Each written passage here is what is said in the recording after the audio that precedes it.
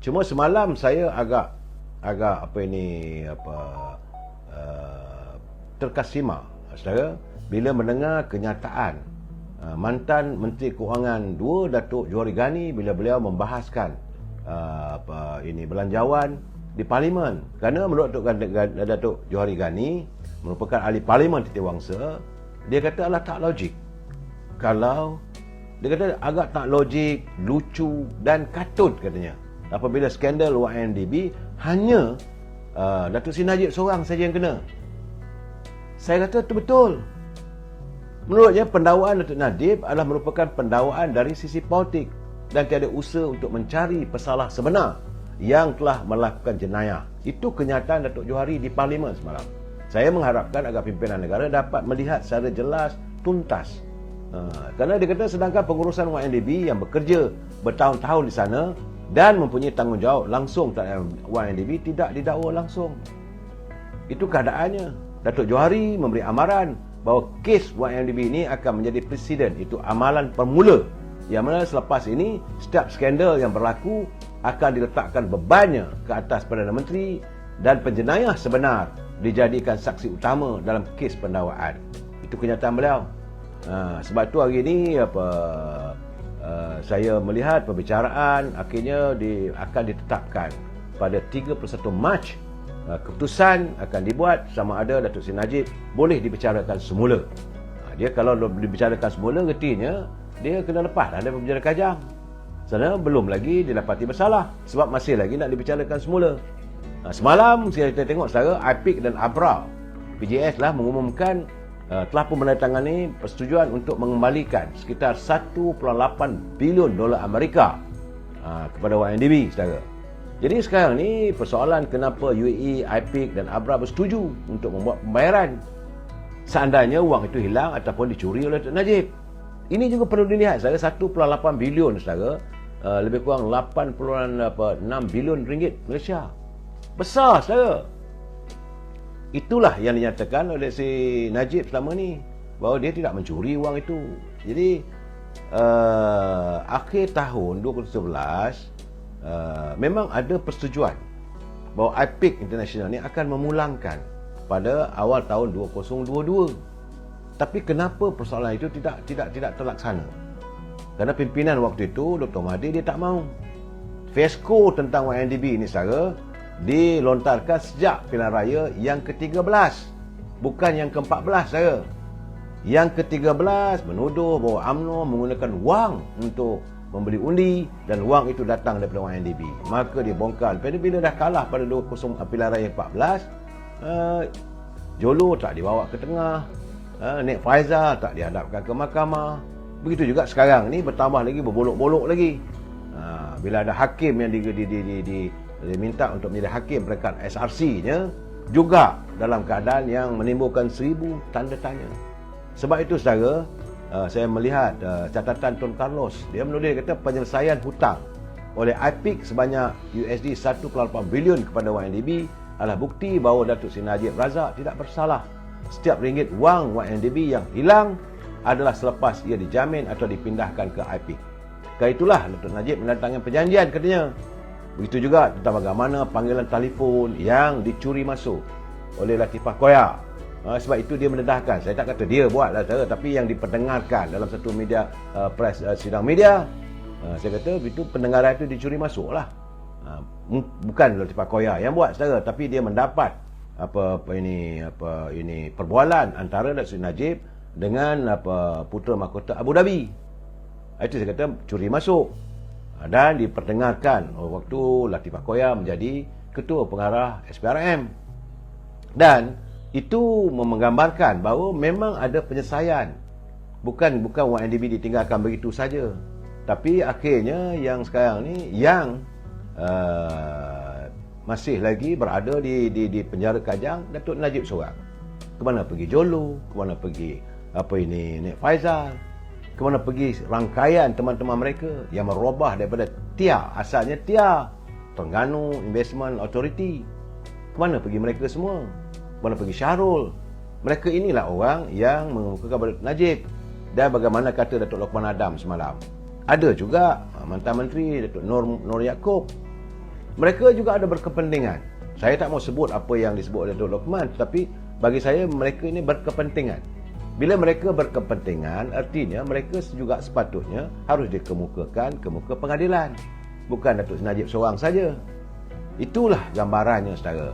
Dan hari ini 5 panel hakim Mahkamah Persekutuan yang dipengusikan oleh Hakim Besar Sabah dan Sarawak itu Datuk Abdul Rahman Sibli membuat keputusan selepas mendengar rayuan daripada Peguam Datuk Najib Tan Sri Muhammad Syafiq Abdullah. 5 panel itu mengatakan bahawa keputusannya akan didengar, keputusan Pemohon Datuk Najib untuk mendapatkan kebenaran bagi menyemak keputusan Mahkamah Persekutuan akan didengar pada selewat-lewatnya 31 Mac 2023. Sekarang ni bulan Februari, sekarang dalam 20 hari ke 30 hari lagi. Mudah-mudahanlah, saudara. Berdoalah. Itu saja. Bagi saya melihat yang benar tetap benar, yang salah tetap salah. Cuma hari ini saya kecewa juga saudara. Ada pula berita yang dilaporkan oleh bernama mengatakan bahawa Parman Niaga bakal muflis. Pula dah. Parman Niaga ini antara memberi kesan kalau Parman Niaga ini rugi dan dinyah senaraikan daripada bursa saham yang kesan terbesar adalah pemegang sahamnya iaitu Bowser Holding dan lembaga tabung angkatan tentera LTAT. Sebab Parman Niaga mengumumkan kerugian terbesar dalam sejarah syarikat dengan kerugian 664.39 juta. Kerugian tersebut disebabkan timbunan stok vaksin COVID-19 yang tidak dapat dijual dalam gudang simpanannya. Memanglah saya dah cakap dulu lagi. Vaksin ini dia kena simpan dalam tempat penyimpanan yang ditentukan oleh pembekalnya. Kalau kurang dia punya sejuknya, maka vaksin itu tak boleh dipakai. Pendapatan utama Parman Niaga dirangsang oleh pembekalan vaksin jenis Sinovac Life Science Company Limited.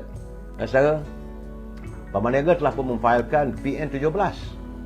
Itu bahaya, saudara, kepada Bursa Malaysia yang boleh menyebabkan syarikat itu berisiko untuk dinyah senaraikan daripada bursa. Jadi kerugian Parman Niaga ni pastilah akan memberi kesan kepada Boston dan lembaga perusahaan tabung haji dan lembaga tabung angkatan tentera. Ini orang lain buat penyakit, orang lain lepas menanggung kerugiannya, saudara. Vaksin ini saya tak tahu bilakah akan dibongkar oleh SPRM. Tunggu, jangan tak tunggu, saudara. Sebab itu sekarang ni hari ni timbul lagi. Saya dah menyampah nak cakap benda ni, saudara, tapi terpaksa saya uraikan. Hari ini Timbalan Ketua Bahagian Bersatu Segambut Adam Radlan Adam Muhammad yang merupakan sepupu kepada menantu Tan Sri Muhyiddin telah didakwa buat kali ketiga berkaitan projek di bawah Jana Wibawa. Kerana katanya Adam kata dalam tuduhan itu meminta suapan rasuah itu sejumlah 2 juta ringgit daripada Lian Tan Chuan. Saya bila sebut benda begitu saya menyampah, saudara. Bosannya saya melihat keadaannya sebab Jana Wibawa ni macam selalu saya katakan, itu syarikat ataupun projek yang diwujudkan untuk membantu kontraktor Bumi Putra. Tapi bila tengok nama-nama begitu, apabila Adam dikatakan meminta suapan sejumlah daripada Lian Tan Chuan untuk mendapatkan projek Ibu Pejabat Daerah Kelang Utara Selangor bernilai 141 juta. Kesalahan itu dilakukan di sebuah restoran di Publika Damansara sekitar tahun 2022. Itu ada rekod apa semua. Sebab itu saya lihat catatan sahabat saya Datuk Rahman Bakar, dia pun bersetuju dengan saya. Bagaimana pengkhianatan Melayu terhadap Melayu. Jadi dia kata boleh dikatakan semua pemimpin Melayu, dia kata tak kira parti apa pun lah, dia kata mereka sekarang ni berada pelahap rasuah. Memang itulah yang wajar dilabelkan mereka, pelahap rasuah. Kerana saya tak mau menamakan parti mereka lah, tetapi skandal teruk sekarang. Mereka menyakau bukan sikit, berjuta-juta, malahan boleh sampai mencecah angka bilion. Tak cukup-cukup nak buat mati ke duit tu. Jadi kata Datuk Rahman Bakar, gila apa Melayu ni? Orang macam ni katanya sepatutnya mesti diharamkan daripada menggunakan perkataan Melayu. Cakap aja nak bela Melayu tapi akhirnya mengkhianati bangsa sendiri. Jadi sepatutnya dia kata haramkan mereka menggunakan aku anak Melayu. Sebab kalau apa jana wibawa yang diwujudkan untuk orang Melayu, Bumi Putra, boleh dikhianati. Artinya mereka mengkhianati bangsa sendiri. Saya nak cakap lebih pun, tapi bila saya baca tentang kenyataan Dato' Rahman Bakar daripada Terengganu, dia kata parah dah nama Melayu ni. Patutnya bekukan aja lah nama Melayu. Cari perkataan lain, gantilah Melayu. Mungkin Melayu 600 bilion ke. Sebab benda tu besar, saudara, bukan sikit. Sedangkan rakyat nak mengeluarkan wang daripada KWSP pun terkial-kial, bergaduh letih dengan kerajaan.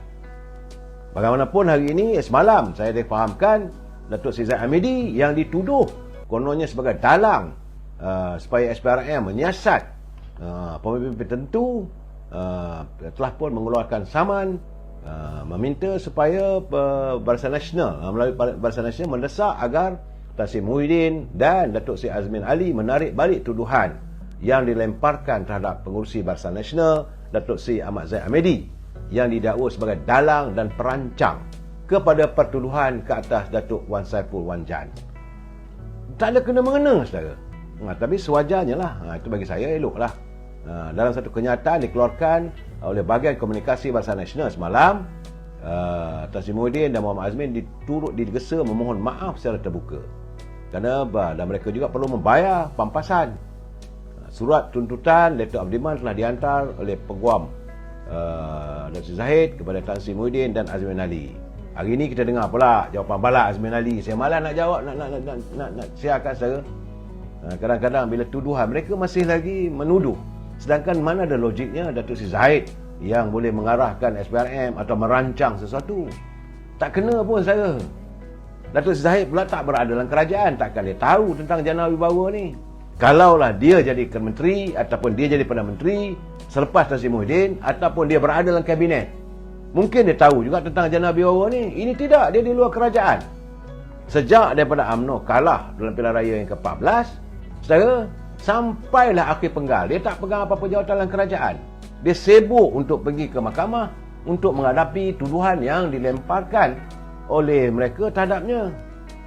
Tapi tiba-tiba dituduh pula dia merancang. Bagi saya tak nampak logikanya lah, saudara. Sebab itu saya haraplah agar perbicaraan ini dapat dijalankan seadilnya. Cukup-cukuplah kita saling fitnah-memfitnah antara satu sama lain, saudara. Dan sebagaimana saya katakan, saudara, hari ini hari yang ke-83 wujudnya kerajaan perpaduan menangani derita rakyat. Dan perundapan dalam bajet di Parlimen tadi, sekali lagi, itu hari yang kedua, saya memang terasalah, nak kata kecil hati, kecewa, menyampah, geramlah saya pada mereka yang berada di Parlimen. Rakyat menghantar mereka ke Parlimen sebagai wakil rakyat untuk membela kehidupan rakyat, tapi nampaknya perbahasan yang diutarakan tak ada. Ada yang nak menegakkan benang basah, tuduh menuduh. Macam bila ahli Parlimen daripada Kota Melaka, dia kata bahawa menurut laporan akhbar, adalah begitu-begitu fiasko dalam penyana dana wibawa ni. Itu saja makan masa dekat 15 minit berbalahnya. Orang pembangkang berbangkit minta tarik, orang bercakap begini. Sedangkan masalah rakyat tak selesai, saudara. Saya betul-betul kecewa bila mendengar perbahasan. Dah hari kedua dah ni.